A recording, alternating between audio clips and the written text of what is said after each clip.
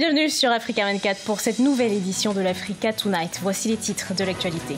Le Conseil présidentiel pour l'Afrique a 1 an. Il a célébré ce vendredi 30 novembre son premier anniversaire à Paris. L'occasion d'établir un bilan de l'année écoulée et de se pencher sur les nouvelles perspectives de ce partenariat. Le 1er décembre 1944, l'armée française ouvre le feu sur des tirailleurs sénégalais rapatriés. 74 ans plus tard, toutes les zones d'ombre n'ont pas été levées sur ce massacre de Thiaroye au Sénégal.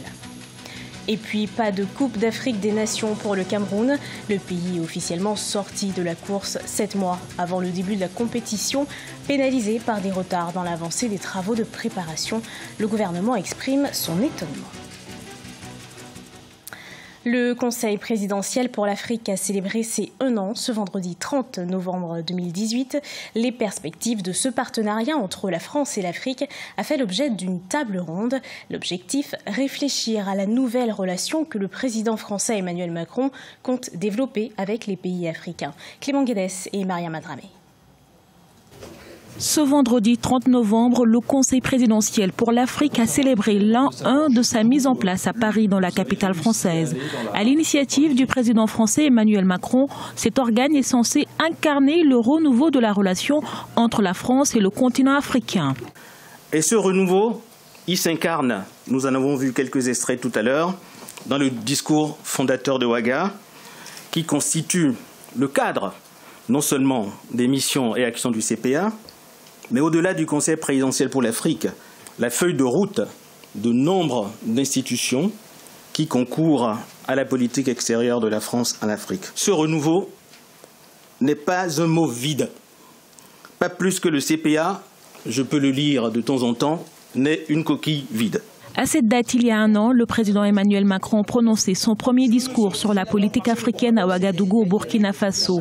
Depuis, le Conseil, composé de 9 membres bénévoles, a imprimé sa marque sondée afin de faire remonter dans un langage sans filtre vers le chef de l'État la perception et l'attente des populations africaines, en priorité la jeunesse. Il est temps qu'entre guillemets on prenne conscience que de toute façon on va être amené à travailler ensemble, et donc pour travailler ensemble il faut faire en sorte d'assainir à la fois, je dirais pas assainir le passé parce que le passé restera toujours, mais de partir sur de nouvelles bases. Et nous, effectivement, notre rôle en tant que membre du CPA, c'est à la fois de capter, j'allais dire, l'humeur de ce que peut ressentir la jeunesse en Afrique et de remonter cette humeur au président de la République. 15 mois après sa création, le Conseil présidentiel pour l'Afrique reste difficile à cerner.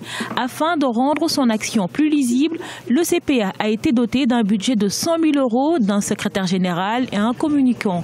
Toutefois, des avancées sont à saluer, notamment la restitution d'œuvres africaines à leur pays d'origine ou la saison des cultures africaines en France en 2020, qui sont entre autres des recommandations du CPA. Autre anniversaire, celui du mouvement patriotique du salut au Tchad. Dans le cadre du 28e anniversaire de son accession au pouvoir, le parti dresse un bilan socio-économique plutôt mitigé de sa gouvernance. Il reconnaît un manque d'efficacité des mesures économiques. Reportage de notre correspondant Mahamat Ramadan. Le Tchad commémore ce samedi 1er décembre 2018 le 28e anniversaire de la liberté et de la démocratie. Une occasion pour le parti au pouvoir, le mouvement patriotique du salut, de faire son bilan. Sur le plan politique, le parti estime qu'avec l'avènement de la 4e République, qui a renforcé le pouvoir du président de la République, les Tchadiens ont fait un choix politique stratégique. C'est une forme de démocratie que nous avons choisie nous-mêmes. Nous avons choisi un régime présidentiel. Nous n'avons pas choisi ce qu'on appelle la monarchie. Nous n'avons pas choisi une démocratie populaire. Nous avons choisi d'élire notre président de la République, mais c'est lui qui est comptable devant le peuple. Personne d'autre. Ce n'est ni un premier ministre ni un ministre qui est comptable devant le peuple. C'est le président qui est comptable devant le peuple. Pour une fois que quelqu'un prend ses responsabilités pour dire « bon, je ne vais pas laisser les autres faire ça à ma place, moi-même je vais porter le chapeau », en quoi ça peut gêner ? Sur le plan social, le mouvement patriotique du salut estime qu'en 28 ans de règne, le parti au pouvoir et ses alliés ont mis en œuvre beaucoup de programmes visant à améliorer les conditions de vie des Tchadiens. Le MPS a fait avec son gouvernement. On a construit partout des écoles. On a formé beaucoup des enseignants. Chaque unité administrative aujourd'hui, je vais dire province, a son école qui forme les enseignants. Chaque province aujourd'hui a ce qu'on appelle une université. Tous les départements ont des lycées. Donc c'est un problème global. C'est un problème de sensibilisation et de mobilisation de l'ensemble de nos compatriotes qui doivent comprendre qu'il faudrait que les gens aillent à l'école. Certains cadres du parti au pouvoir reconnaissent tout de même que le gouvernement n'a pas su anticiper sur la crise économique et financière à laquelle le pays est confronté depuis quelques années. Que s'est-il exactement passé le 1er décembre 1944 à Thiaroye, au Sénégal? Il y a 74 ans, jour pour jour, l'armée française ouvrait le feu sur des tirailleurs sénégalais rapatriés. Ils réclamaient leur solde, le salaire pour les militaires. Un mouvement de protestation réprimé dans le sang, longtemps passé sous silence. Un procès s'est tenu en mars 1945, mais 70 ans plus tard, des zones d'ombre subsistent encore. Le journaliste et analyste politique Alain-Jules Meignier parle d'un mépris pour ceux qui ont donné leur sang pour sauver la nation française. Écoutons-le. Déjà, un sentiment de honte par rapport à ce pays qu'est la France, un sentiment de notre côté, pas de haine, mais vraiment de colère, parce que on constate simplement qu'il y a un mépris de ceux qui ont donné leur sang pour la nation française, pour sauver ce pays qu'est la France. Par conséquent, je me dis, le mépris est perpétuel, malheureusement, parce que quand quelqu'un vient vous sauver, quand quelqu'un vient donner de sa vie pour vous, je crois que cette personne mérite une certaine récompense. Malheureusement, ce massacre-là est terrible à partir du moment où c'est une espèce de remerciement, alors que des gens ne revendiquaient simplement que leur dû. Les gens voulaient que leur honneur soit sauf.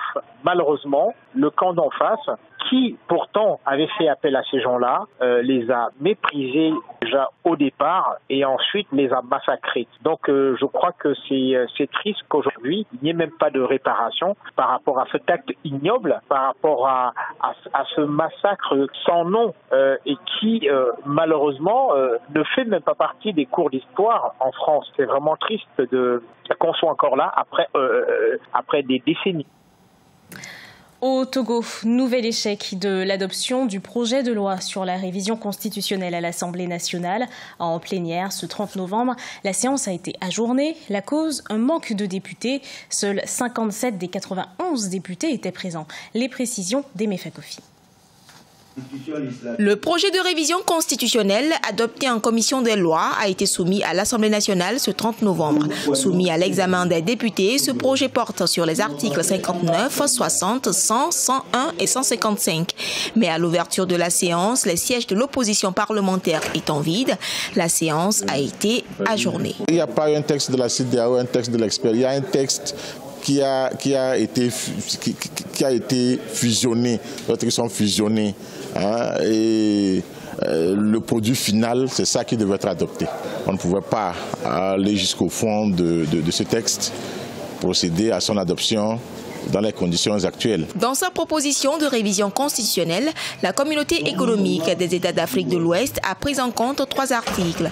Il s'agit des articles 59, 60 et 100 qui, entre autres, limitent et verrouillent le mandat présidentiel à 5 ans renouvelable une seule fois et fixent à 2 tours le mode de scrutin. Nous n'acceptons de discuter que du texte issu du processus de dialogue qu'on appelle le texte de la CEDEAO. Nous avons accepté le processus de dialogue. Il n'est pas question pour nous que qui que ce soit viole la feuille de route de la CEDEAO, que qui que ce soit viole le dialogue et que nous l'accompagnons. Le projet de révision constitutionnelle doit être adopté à la majorité des 4/5 des députés. Le 4 décembre prochain, la campagne pour le renouvellement des députés à l'Assemblée nationale va démarrer. Pour l'heure, les réformes constitutionnelles sont loin d'être opérées au Parlement. Les législatives sont annoncées pour le 20 décembre. Pouvoir et opposition s'en remettent à la CEDEAO. 7 mois avant le début de la compétition, la Confédération africaine de football a officiellement retiré l'organisation de la CAN 2019 au Cameroun. L'annonce a été faite ce 30 novembre. Le pays est pénalisé par des retards dans l'avancement des travaux de préparation. La CAF a pris cette décision de retrait après une récente inspection sécuritaire et une visite des infrastructures, stades et hébergements dans le pays. Pour le gouvernement, c'est l'étonnement. Écoutez la réaction du porte-parole du gouvernement camerounais, Issa Tiroma Bakary, qui estime que son pays n'a pas démérité.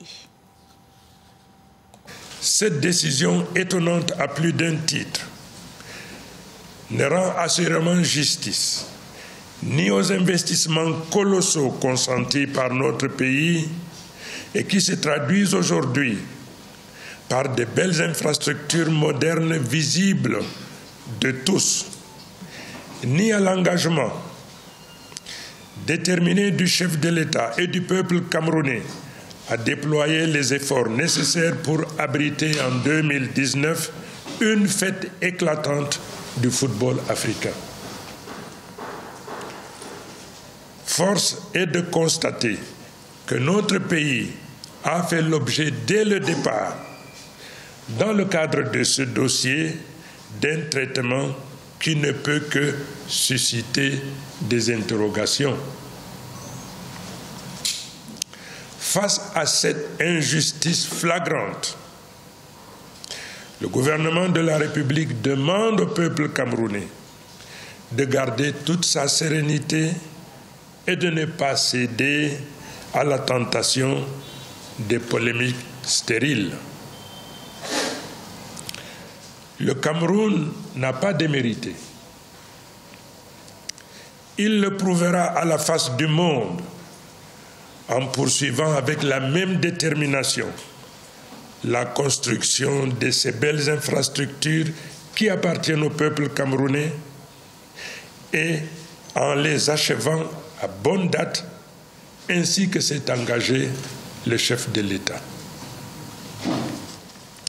Il y a néanmoins lieu de souligner que le football africain ne pourra se hisser au niveau de celui des continents plus avancés sans le respect d'une certaine éthique.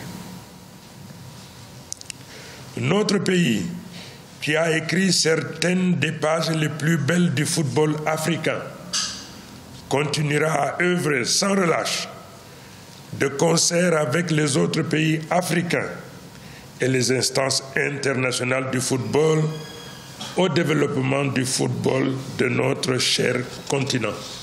Je vous remercie. Ce journal a été préparé par l'ensemble de la rédaction. Merci de l'avoir suivi. Dans un instant, une nouvelle édition d'Actualité sur Africa 24.